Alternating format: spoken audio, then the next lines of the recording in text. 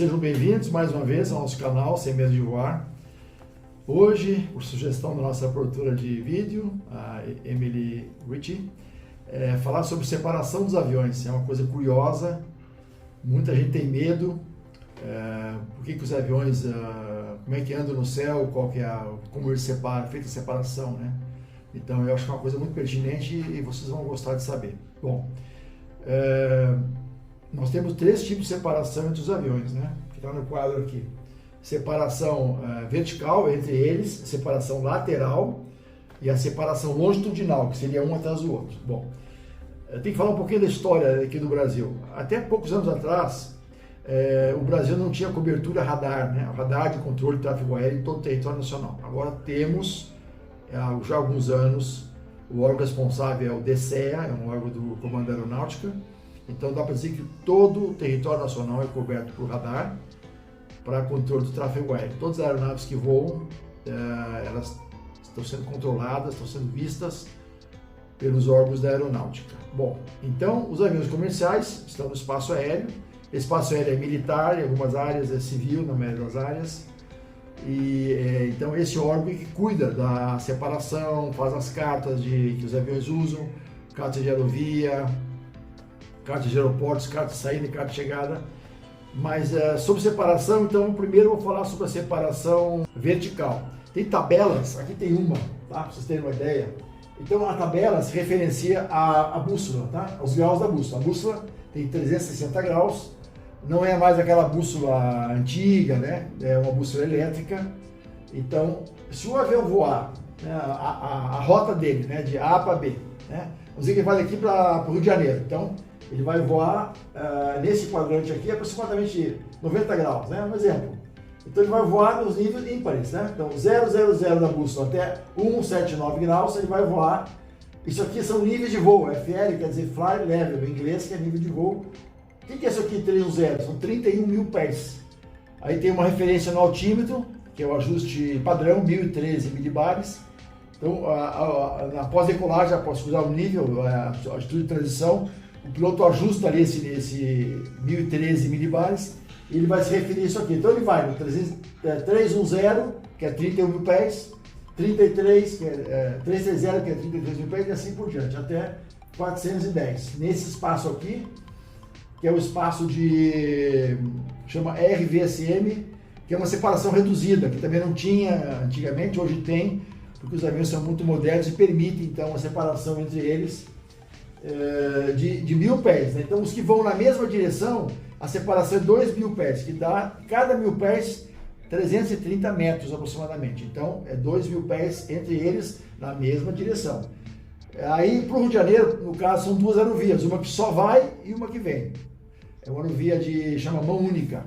As aerovias, as outras, quase a maioria, permite que os aviões voem em ambos os sentidos, né?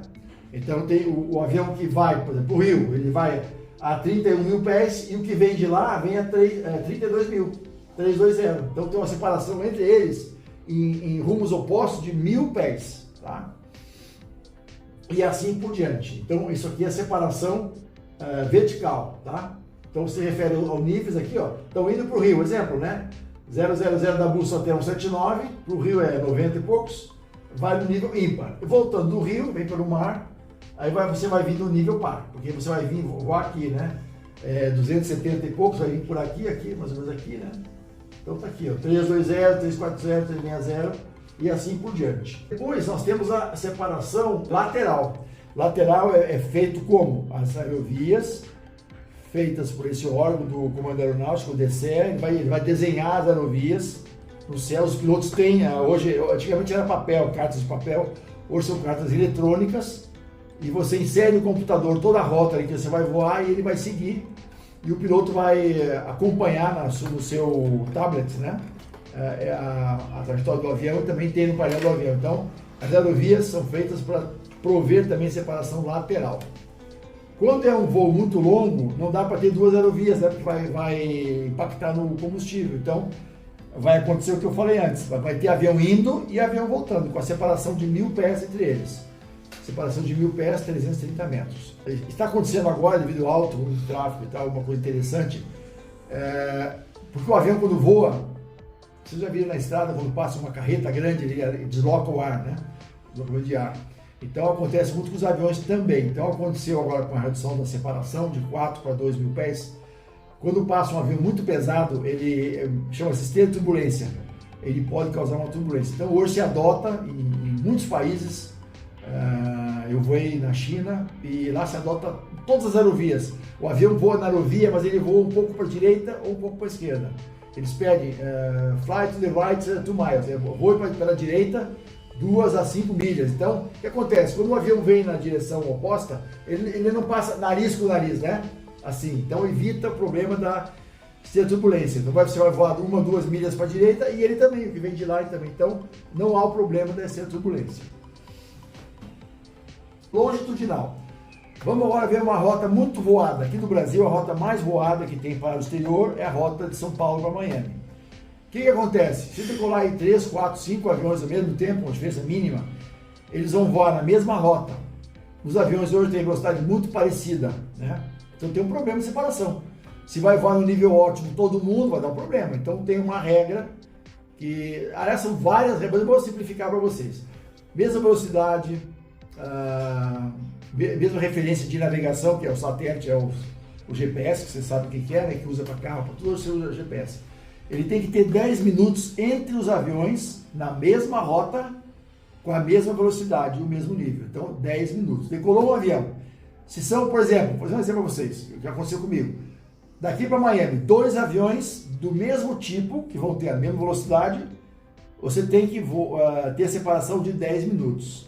Se decolar um atrás do outro, com a separação lá de 1 ou 2 minutos, um avião vai ter que voar fora do nível ótimo, que é o que vai acontecer? O primeiro que decolou vai voar no nível ótimo e o segundo vai ter que voar abaixo. Ele vai ter que voar abaixo, esperar o da frente subir para ele subir também. Então, vai haver aí um gasto de combustível extra. Então, é bom observar isso aí, os pilotos observam, os órgãos de controle, se é tipos iguais, mesma rota, ter separação de 10 minutos, para não ocorrer esse problema aí. Impacta na autonomia e no gasto de combustível. Também tem a separação, quando o avião começa a taxiar no solo, tem uma separação mínima entre aviões, para um não interferir no outro, né? Com jatos dos motores, aproximadamente 50 metros, aviões pesados. Depois vai ter a separação na subida. Quando você sobe, tem uma carta, um mapa, né? Você fala um mapa, né? Mas na versão se fala carta. De subida também, mesma coisa, se for decolar para o mesmo destino, o que está na frente vai pegar os melhores níveis da subida, sem restrições direto, né? E o outro vai ter que fazer algum desvio, para não ficar muito perto do que está na frente. Então, quem cuida da separação aqui no Brasil é o órgão DCE, do Comando Aeronáutica, pelos controladores em terra, usando os radares de tráfego aéreo. Tem todas essas regras, mas quem vai gerenciar isso aí são os controladores de tráfego aéreo, que são funcionários do Comando Aeronáutica ou tem também funcionários civis. E os pilotos também têm toda a responsabilidade, a última que eles estão lá, o piloto é o encarregado, o comandante, então ele vai seguir todas as regras. Se tiver alguma coisa, ele vai alertar o comando radar para fazer uma medida corretiva, e ele pode também, sem seguir nada, numa emergência, ele toma a medida corretiva, ele tira o avião daquele rumo, coloca em outro, faz uma, chama-se manobra evasiva, para não haver colisão. Como teve uns anos atrás um avião comercial brasileiro com um avião executivo lá na área da Amazônia.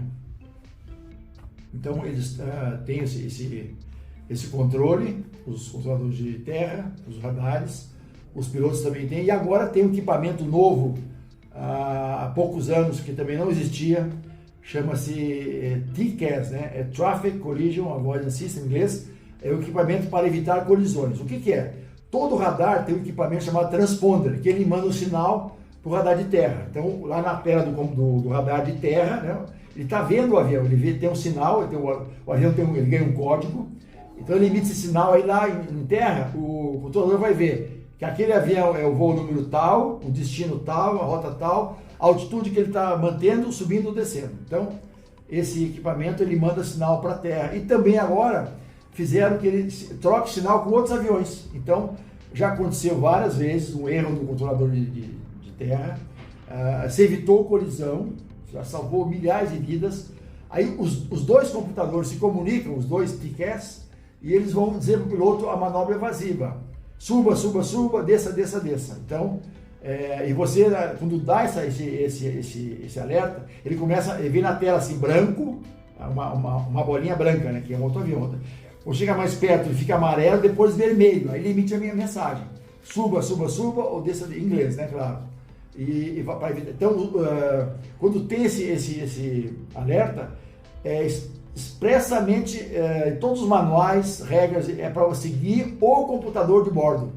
Porque já teve um acidente lá, uma vez, acho que foi na Suíça, um avião russo e um avião europeu, que eles seguiram o controlador, os dois aviões bateram e foi uma tragédia imensa. Então hoje é muito frisado, cada 6 meses tem treinamento de simulador.